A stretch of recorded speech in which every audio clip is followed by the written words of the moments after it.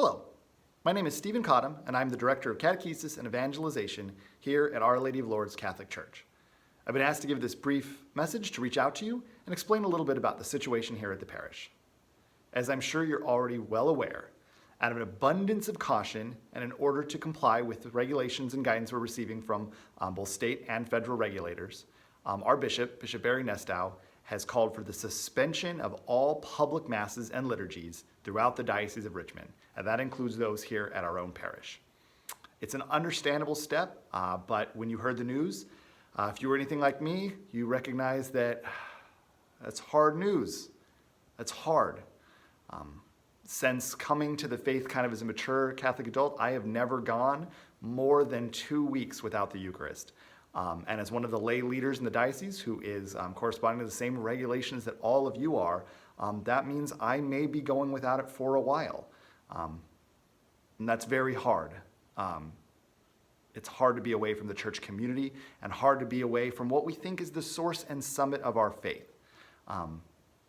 So I want to recognize that this is difficult news, and for many of us will be something of a trial.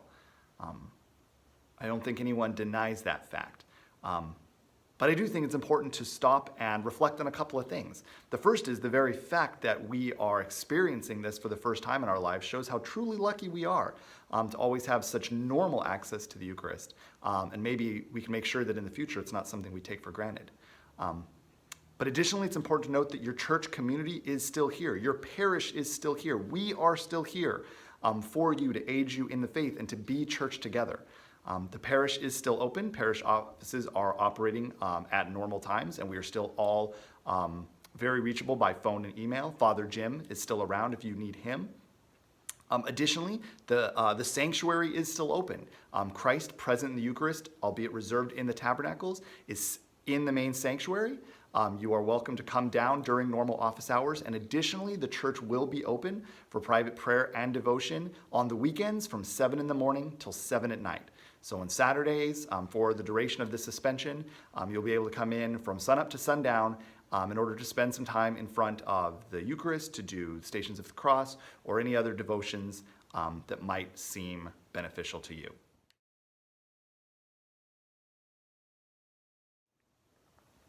Additionally, there's always so much we can do to practice our faith from home or wherever we're at.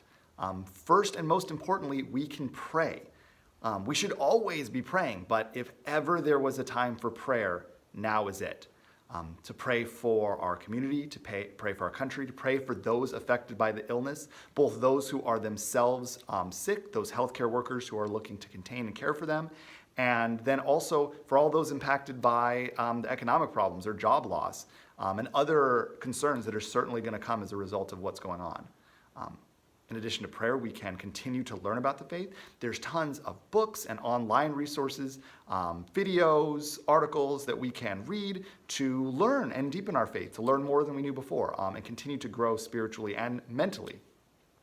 We'll be posting all sorts of, for both prayer and for learning, we'll be posting all sorts of resources, both here on the parish website, also on the Christian Formation website.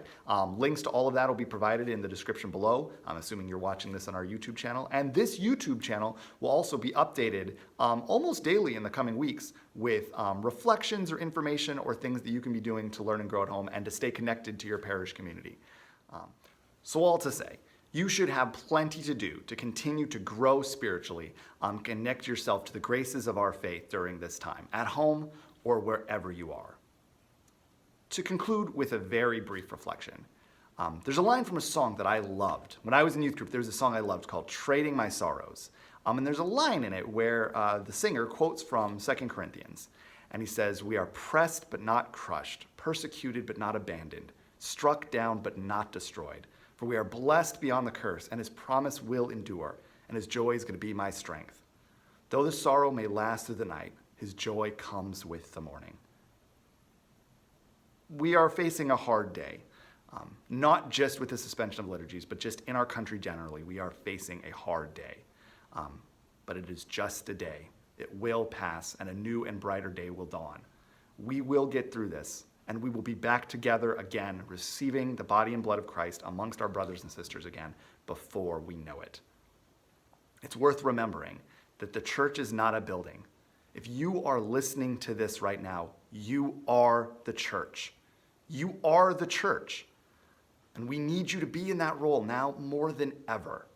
So continue to have faith and have hope and have love in whatever capacity you can. And may God bless you until I see you in the pews again.